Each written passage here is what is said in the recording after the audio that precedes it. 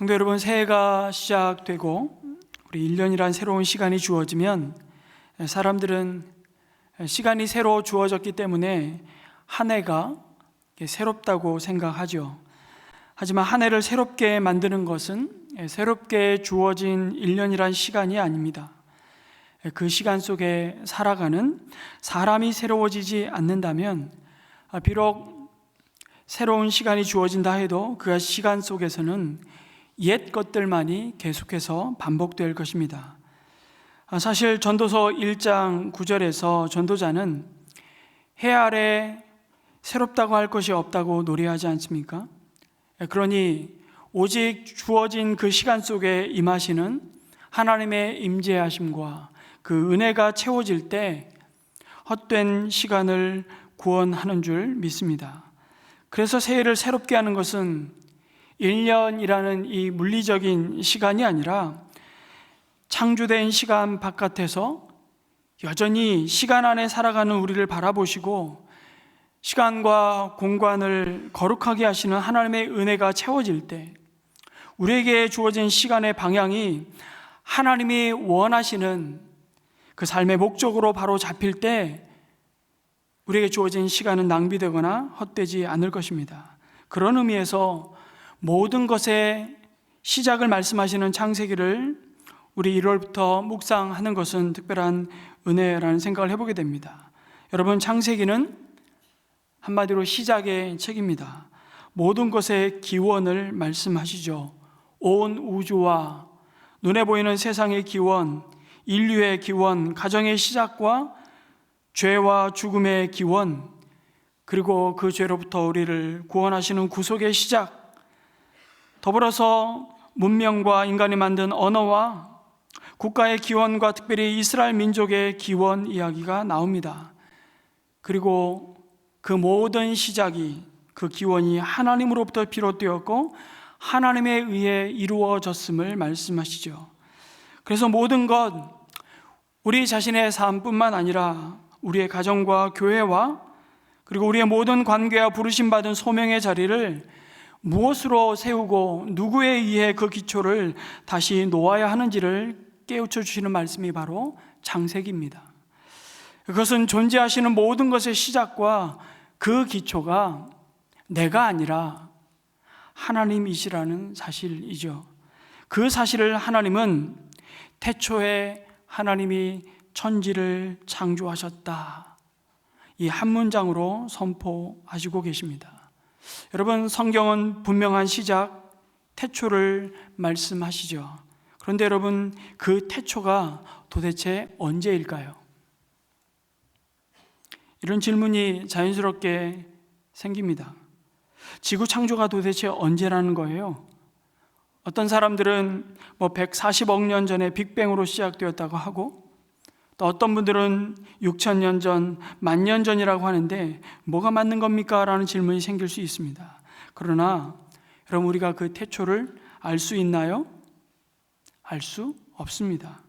그 태초가 언제인지를 우리가 알 수 없는 이유는 간단합니다. 하나님이 우리에게 알려주지 않으셨기 때문입니다. 몰라요.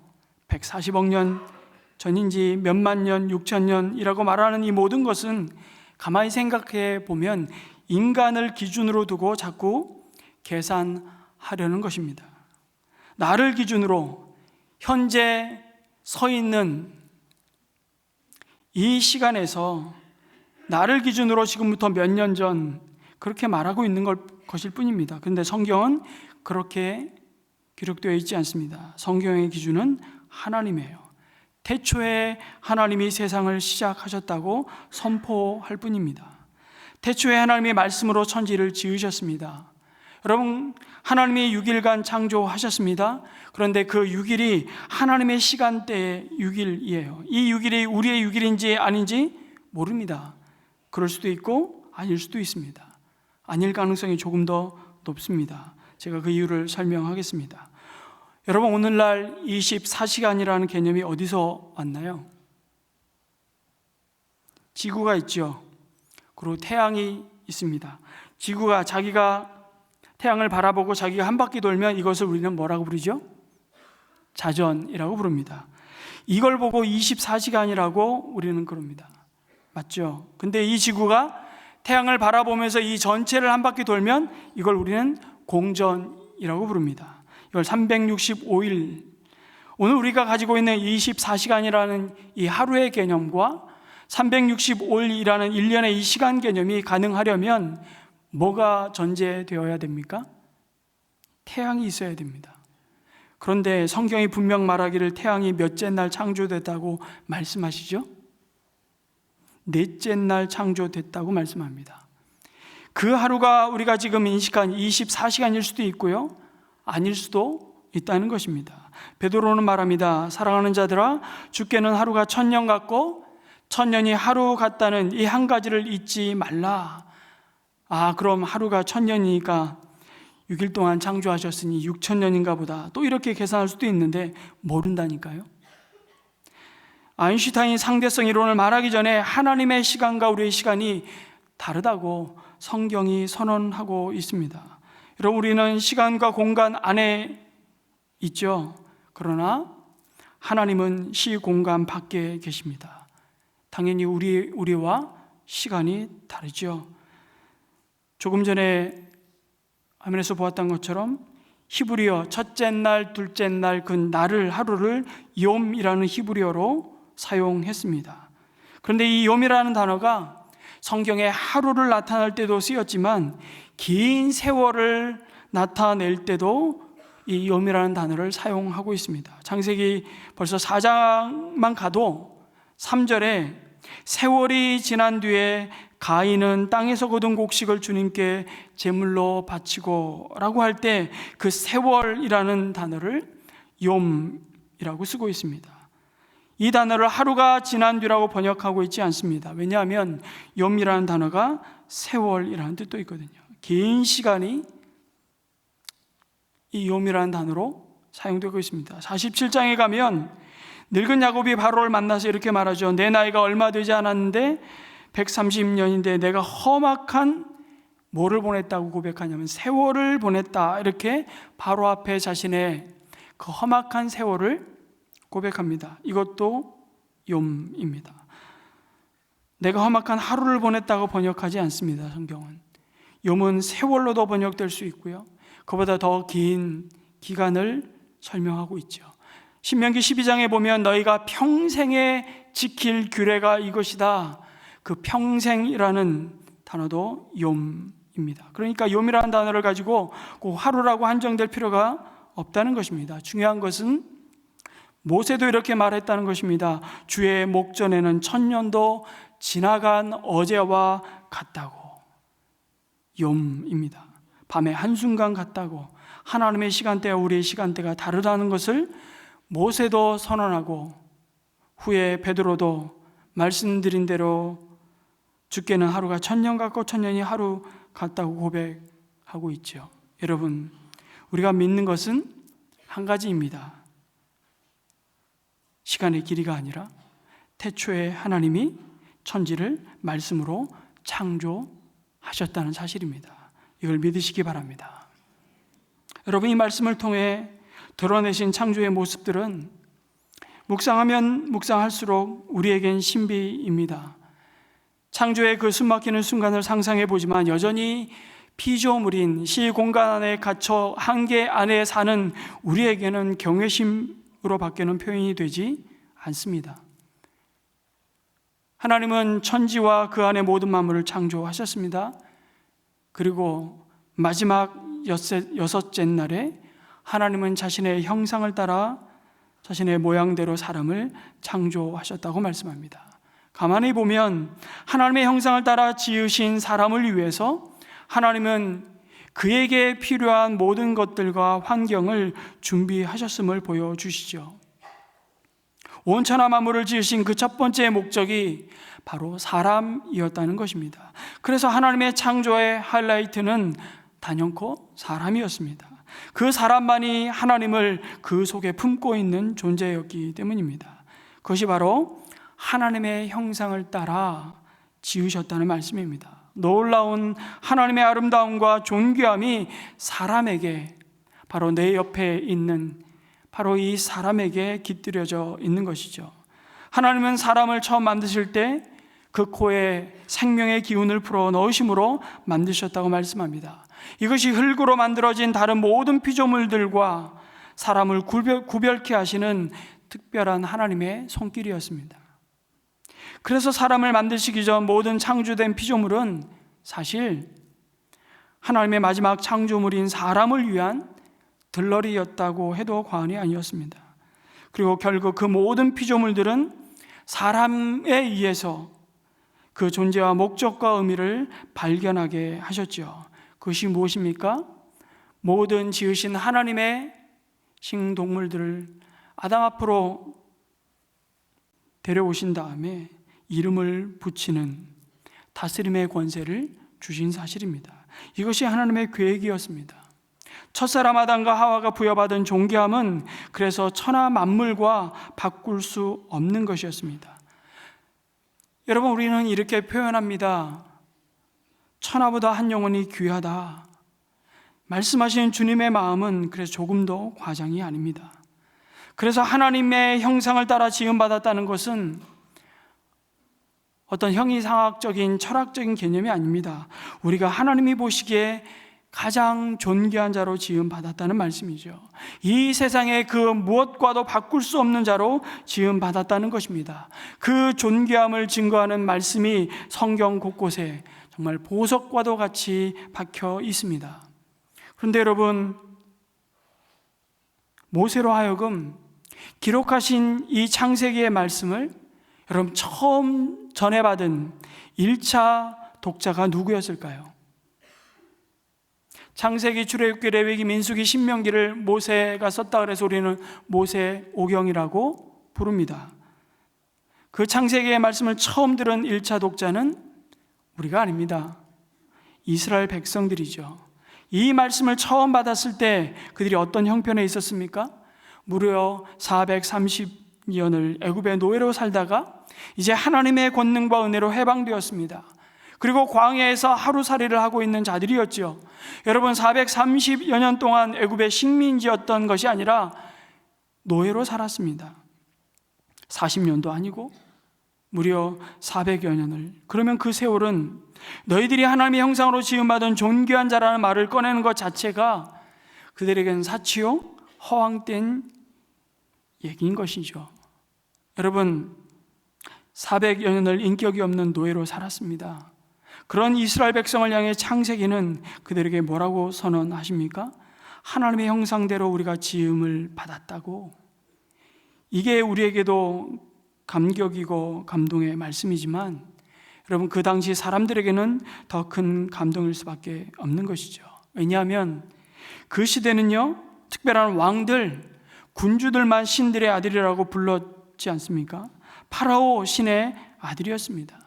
그런데 성경은 선언해 버립니다. 아니야, 우리 모두가 얼마 전까지 노예로 고생했던 너희들까지도 다 하나님의 형상대로 창조된 자라고. 너희들은 그렇게 의미 없이 허망하게 살다가 죽을 자들이 아니라 하나님이 보시기에 참 좋았다고 말씀하시는 존귀한 자들이라고 선포하시는 말씀을 듣게 하시는 겁니다. 어디 그뿐만이겠습니까? 오늘 하나님께서 내가 세상을 창조했다고, 태초에 하나님이 천지를 지으셨다고 선언하시지 않습니까?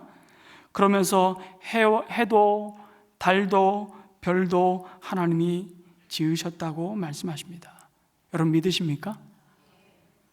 이 사실은 우리 모두에게 하나님이 온 우주의 창조주심을 알려주는 이야기죠. 그런데 1차적으로 이 말씀을 듣는 이스라엘, 출애굽한 이스라엘 백성들에게 이 말씀은 조금 다르게 다가오는 것입니다. 방금 이들이 애굽에서 나왔습니다. 근데 이집트에는 태양신을 섬겼습니다. 바로는 그 라 태양신의 아들로 숭배받았습니다. 방금 전까지 있던 그 지역에서 태양을 신으로 섬겼다니까요.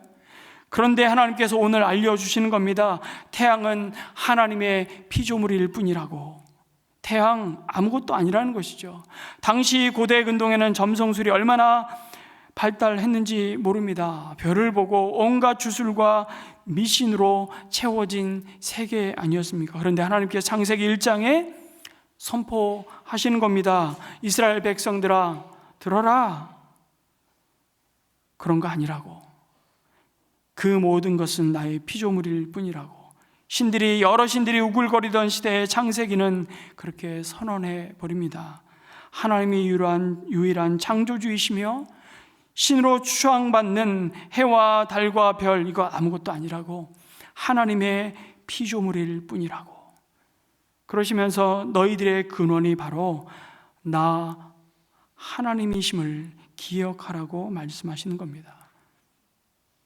노예로 살던 그들을 향해 가지신 하나님의 소원과 그들을 통해 이루시고자 하시는 하나님의 놀라운 구원의 목적을 위해 내가 너희들을 얼마나 존귀하고 거룩한 자들로 부르셨는지를 확인하라고 이 말씀을 주셨던 것이죠. 어디 그뿐이겠습니까? 바로 너희들을 통해서 내가 열방을 축복하겠다고 말씀하십니다. 내가 이미 아브라함에게 약속하셨던 모든 민족이 그 후손으로 말미암아 복을 받게 될 것이라는 약속을 이루시겠다고 말씀하시는 겁니다. 그런데 이스라엘 백성들은 어떻게 그렇게 말씀하시는 하나님 앞에 반응하고 있죠? 하나님, 지금 우리 꼬라지를 보십시오. 지금 무슨 장난치시는 것도 아니고 그냥 우리 많은 거 바라지 않습니다. 애굽에서 먹던 것 그만큼만이라도 모자라지 않게 좀 주세요. 그런 다음에 하나님 말씀하시는 건 내가 생각해 보겠다고. 광야에서 이스라엘 백성들이 그러고 있지 않았습니까?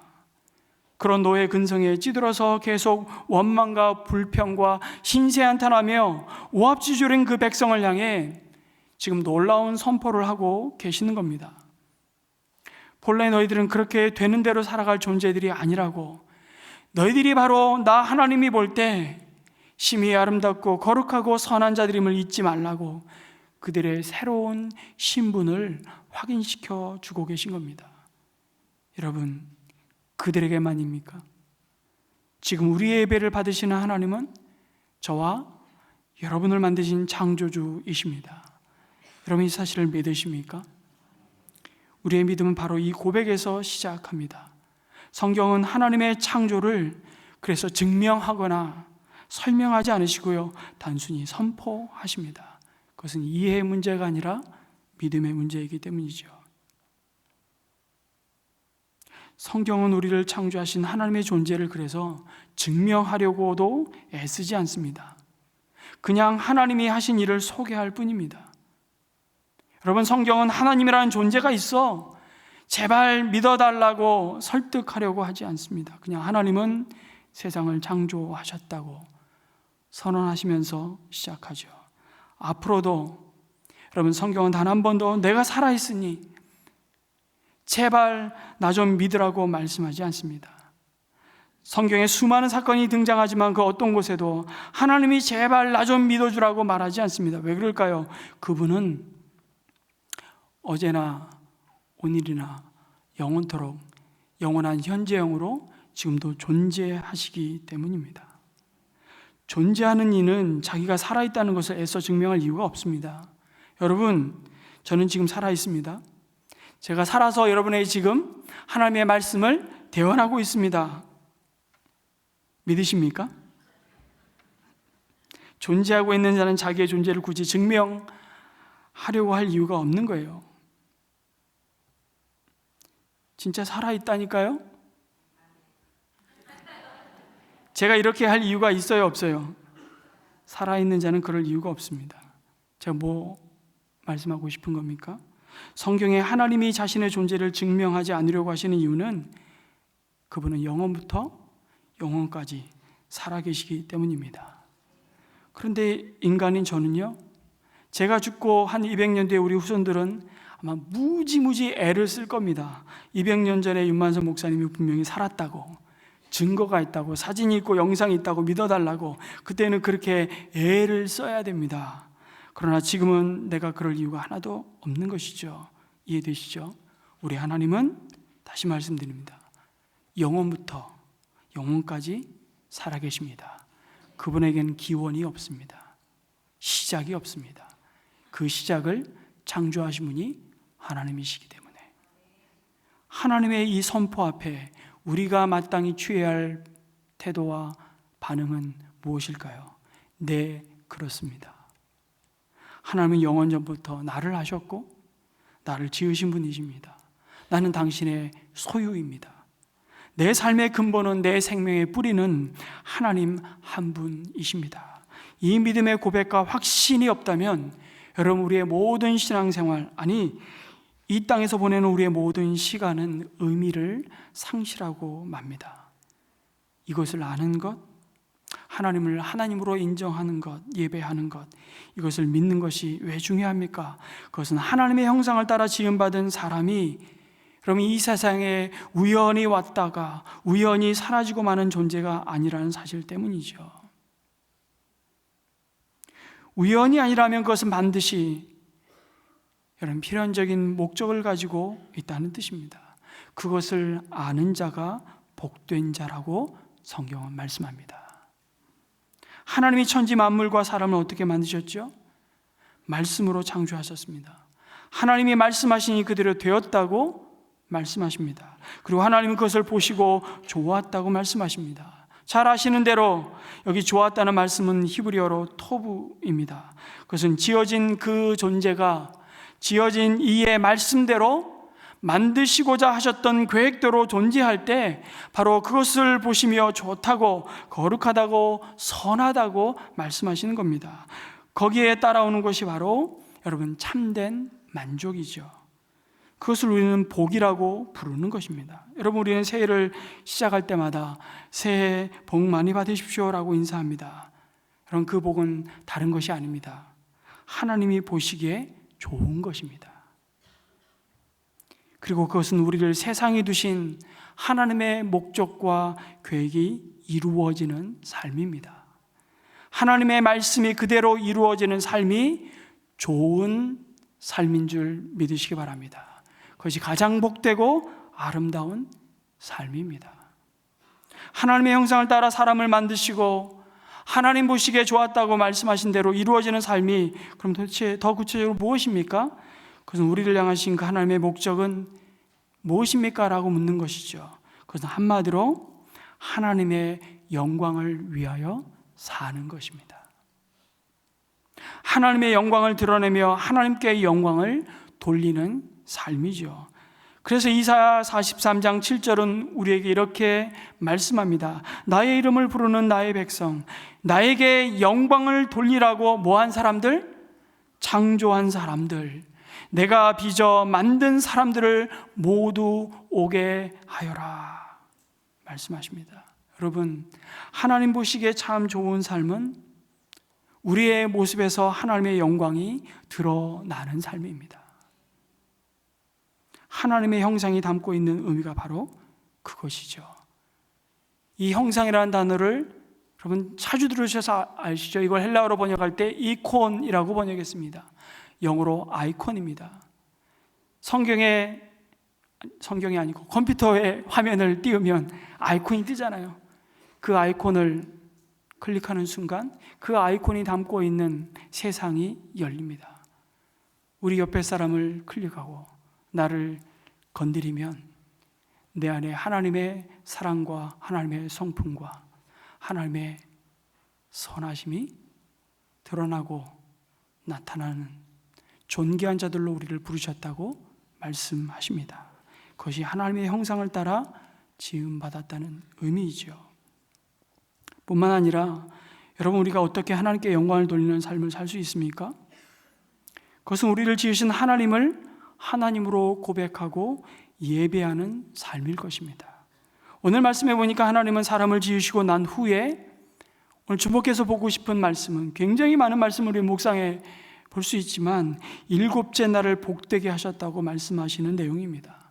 그 날을 다른 날과 구별하셨습니다. 여러분, 첫째 날, 둘째 날, 셋째 날, 여섯째 날까지 그 날을 복되다고, 그 날을 거룩하다고 말씀하시지 않으셨어요. 그런데 유독 7째 날을 복되고 거룩하게 하셨습니다. 그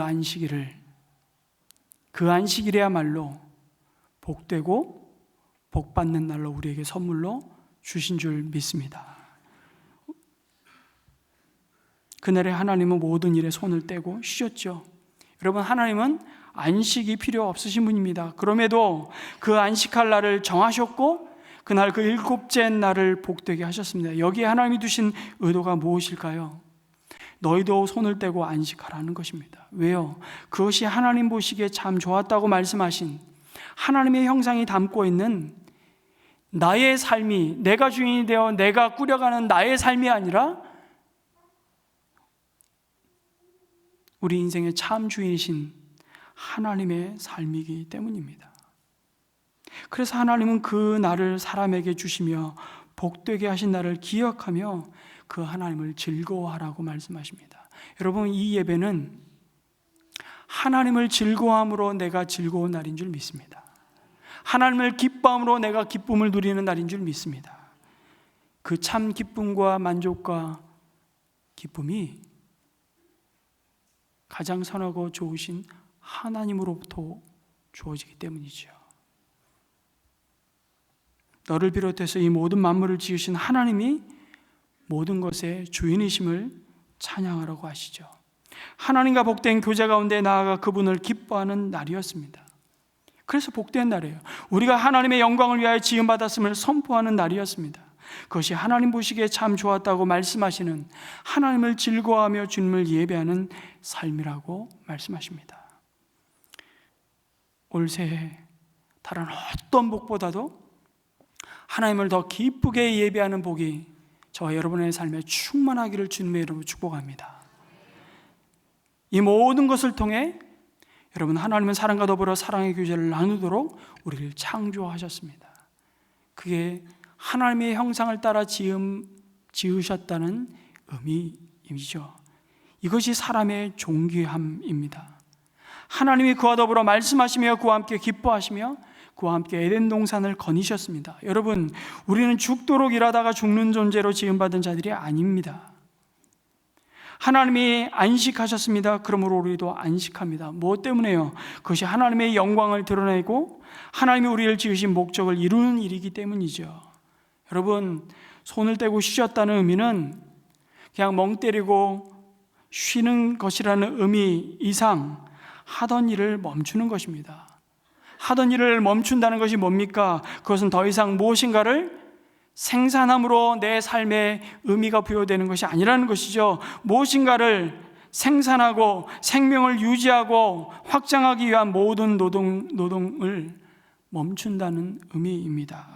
그러면서 하나님이 바로 그날을 복되게 하셨고 인간으로 하여금 내가 그렇게 한 것처럼 너희도 그날을 지켜 안식하라고 명령하신 이유가 무엇입니까? 내 삶과 너에게 주어진 세상이, 내 생명이 내 힘으로 내 노력으로 너의 능력으로 굴러가는 것이 아니라 바로 전능하시고 이 모든 것을 창조하시고 돌보고 계시는 나 하나님에 의해서 유지된다는 사실을 알게 하시는 겁니다.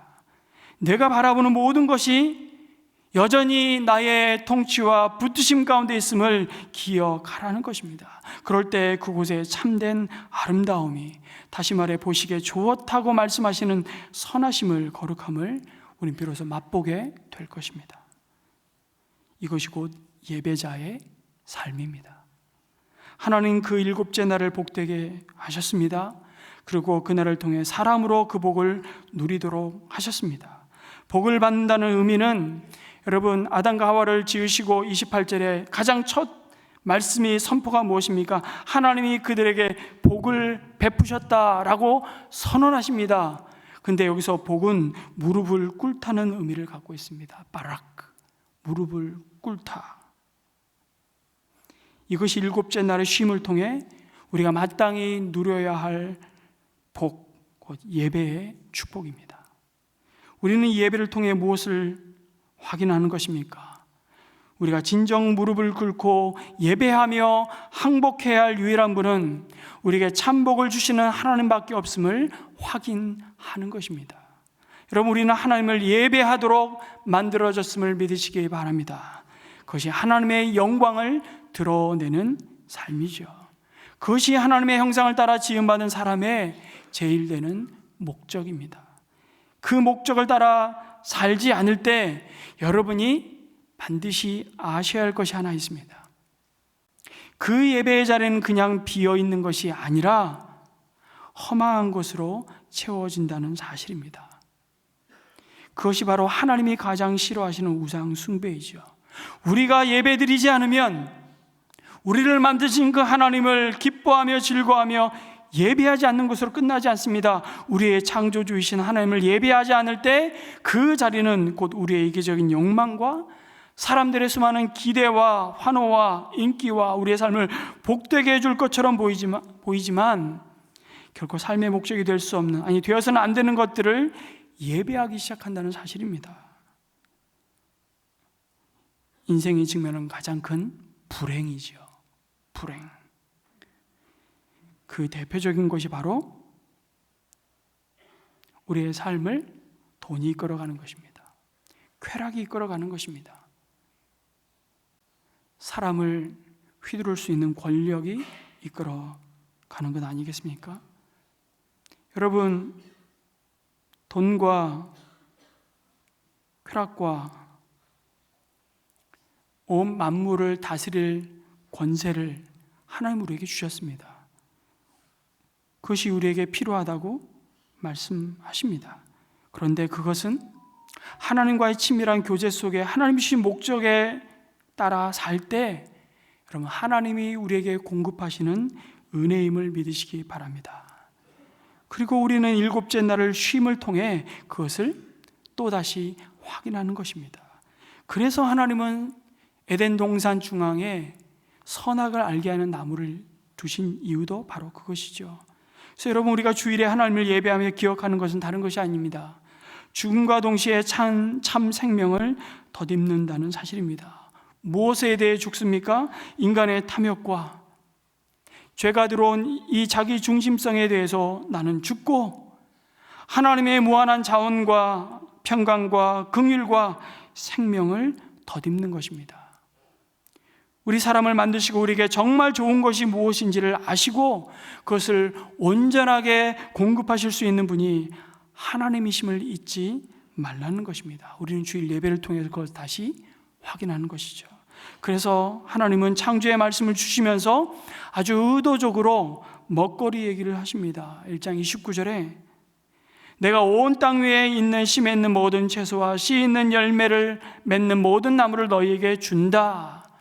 이것들이 너희의 먹거리가 될 것이다. 하나님이 오늘도 여전히 우리의 필요를 채우시는 공급자이십니다. 여러분 우리는 모자람 없이 이미 받았습니다. 그럼에도 우리가 끊임없이 결핍으로 고통받는 것은 여러분 하나님의 책임이 아닙니다. 바로 우리의 탐욕이라는 사실을 잊지 말아야 하는 것이죠. 그래서 우리는 하나님의 일용할 은혜를 오늘도 겸손히 구할 수밖에 없는 자들입니다. 여러분 이스라엘 백성이 이 하나님의 말씀을 언제 받습니까? 광야에서 받습니다. 풀 한 폭이 나지 않는 광야 길을 걸어가며 처음 받았습니다. 그런데 광야에서 심지도 거두지도 못하였지만 그들은 일용할 양식으로 먹이시는 하나님의 은혜를 경험하면서도 그들은 늘 불평하죠.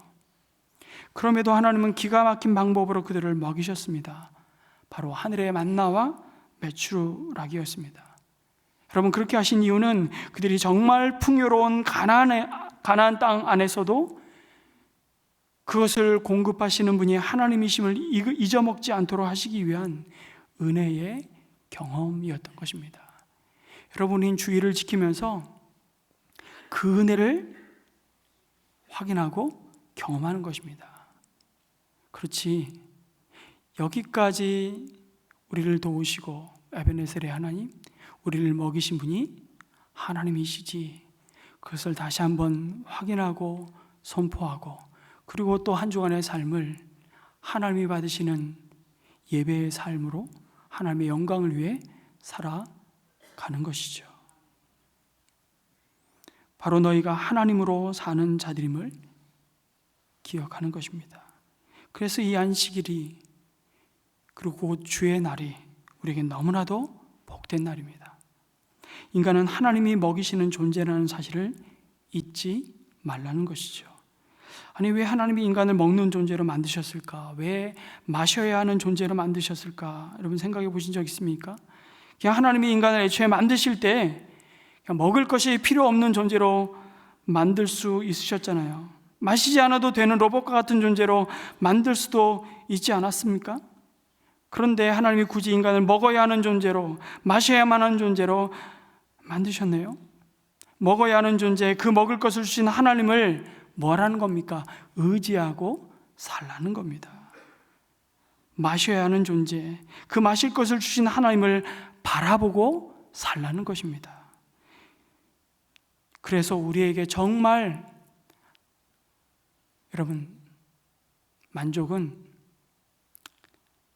돈이 채워진다고 만족되지 않고요, 인기가 채워진다고 만족되지 않고요, 하나님으로부터 오는 말씀이 채워져야, 아니 하나님만이 우리 안에 채워져야 진짜 우리는 배부른 존재가 되는 줄 믿습니다. 그게 예배예요.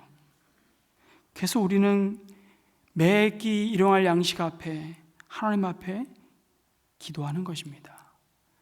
여러분, 식사를 먹으면 우리는 사실은 그 하나님으로부터 온 일용할 은혜를 확인하면서 예배하는 것이라고 말할 수 있습니다. 가끔 먹고 사는 문제 먼저 좀 수습하고 해결하고 내가 교회 갈게요, 예배 드리겠습니다. 근데 성경은 첫 장부터 그렇게 말씀하시지 않습니다. 내가 하나님이신 내가 먹인다고.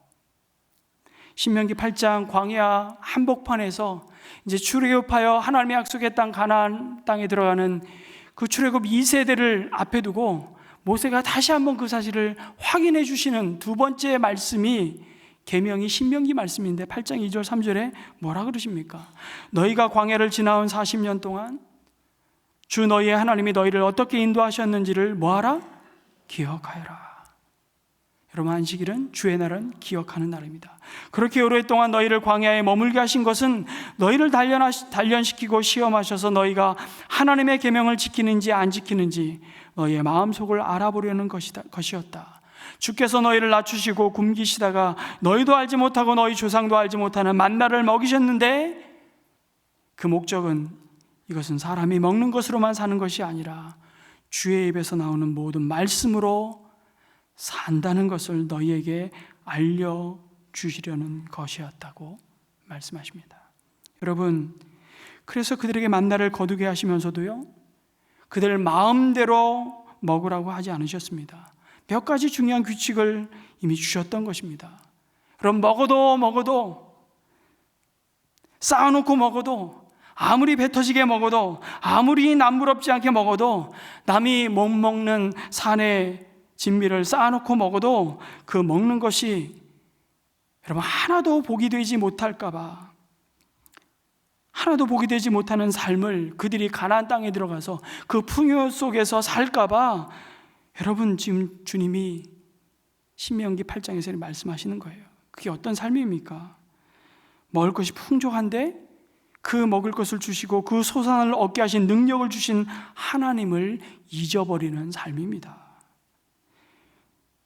그래서 여러분, 우리의 마음이 시편 기자는 이렇게 봅니다. 너희의 재물이 늘어가는 것에 너의 마음을 두지 말라고. 얼마나 따끔한 경고인지 모릅니다.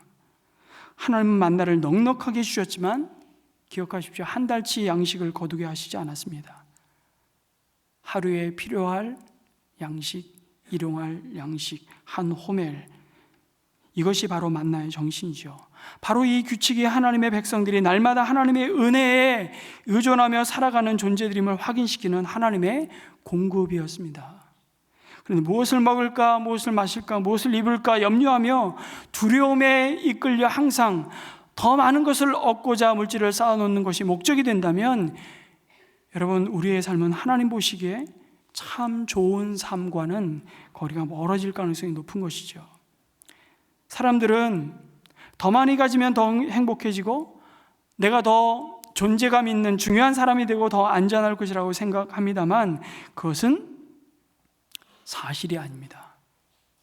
끊임없이 사탄이 우리의 생각과 마음에 거짓된 메시지를 계속 주죠. 여러분, TV 켜면 하루에 수십 번, 수백 번 반복되는 광고가 우리에게 말해주는 메시지가 바로 이겁니다.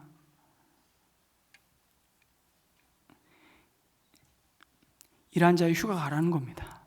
휴가 가려면 돈이 있어야 되고요. 더 많은 돈이 있어야 더 폼나는 휴가를 보낼 수 있고, 그래 더 폼나는 만족을 누릴 수 있다고 끊임없이 광고하죠.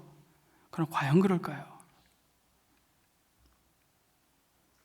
우리의 가치는 우리가 가지고 있는 소유에 의해서 결정되는 것이 아니라고 장세기는 말씀합니다. 진정한 안식과 안전은 그럼 그 어느 누구도 빼앗아 갈 수 없는 하나님과 우리의 관계 안에서만 누리는 은혜임을 믿습니다. 그것을 이스라엘 백성들은 어디에서? 광야에서 확인하는 겁니다. 광야에서. 여러분, 그 광야 같은 이 세상에서 나에게 재물 얻을 능을 주셔서 재물 얻게 하신 그 하나님을 기억하며 예배할 때 우리는 넘어지지 않습니다. 우리는 하나님을 무시하지 않습니다. 이것이 일곱째 날을 복되게 하시고 복받은 날로 안식일을 주시며 우리에게 확인케 하시는 은혜입니다. 여러분, 하나님은 그 일곱째 날을 복 주셨을 뿐만 아니라 복받는 날로 우리에게 선물로 주셨을 뿐만 아니라 거룩하게 하셨다고 말씀합니다. 여러분, 거룩하다는 말이 성경에 처음 등장하는데 가장 먼저 사람을 거룩하게 하는 것이 아니라 시간을 거룩하게 하십니다. 세상의 모든 종교는 장소를 거룩하게 하죠. 그 영향을 받아서일까요? 몇십 년 전만 해도 이 강대상 아무나 못 올라왔습니다. 이 강대상 올라가면 다 신발 벗고 올라왔어요. 왜냐? 여기를 마치 지성소인 것처럼. 그럼 성도들 여기 한번 올라오려면요, 불불 떨면서 올라오셨어요. 여러분, 그렇게 공간을 거룩하다고 말하지만 하나님은 그렇게 하지 않으셨습니다. 가장 먼저 뭘요? 시간을 구별하시고 거룩히 하셨습니다. 이상하지 않습니까? 왜 하필 시간입니까? 진짜 복된 안식이란 하나님과의 관계를 위해 존재하는 시간이기 때문입니다. 하나님이 나의 창조주이시며 우리는 그분의 보시기에 더 이상 손댈 것이 없는 존귀한 자로 지음받은 피조물임을 깨닫는 시간이기 때문이죠. 하나님은 자신의 형상을 따라 우리를 만드시며 자신의 사랑으로 우리와 교제하시고 우리는 하나님을 사랑함으로 예배드리는 자로 부름받은 시간이기 때문에 이 주의 날이 거룩한 것입니다. 하나님은 우리의 공급자이시고 우리는 그분의 은혜로 사는 자임을 확인하는 시간이기 때문입니다. 하나님이 보시기에 좋았더라고 그 지으신 모든 것을 보시며 참 좋았다고 말씀하시고 일곱째 날을 복되고 거룩하게 하신 이유는 그 시간에 드려질 예배가 우리의 근원을 기억하는 시간이기 때문입니다. 그것이 주의 날인 줄 믿습니다. 예수님은 우리에게 바로 이 안식을, 진짜 참된 쉼을 주시기 위해 이 땅에 사람의 몸을 입고 오셨습니다. 에덴 동산에서 정해진 안식일처럼 이제 예수님은 그 예수님 안에서 진정한 안식의 쉼을 우리에게 선물로 주셨음을 믿습니다. 우리가 이 쉼을 얻는 것은 우리가 열심히 노력해서가 아니라 예수 그리스도 안에서 우리 것이 된 구속의 은혜 덕분인 줄 믿습니다. 안식을 모르는 죽음을 이기시고 부활을 통해 죽음을 이기신 이 날에 하나님은 자기 형상을 따라 지으신 사람과 교제하기를 간절히 소원하십니다. 이 날을 소중히 여기시기를 주님의 이름으로 축복합니다. 올 한 해 우리의 예배 가운데 우리의 삶이 먹든지 마시든지 무엇을 하든지 다 하나님의 영광을 위해 드려질 때 우리가 하는 모든 일은 하나님 보시기에 참 좋았다라고 말씀하실 것입니다. 새해 모든 날이 하나님의 영광을 드러내는 예배가 되고 그 예배가 하나님 보시기에 좋았다고 말씀하시는 일상이 되시기를 주님의 이름으로 축복합니다. 아멘.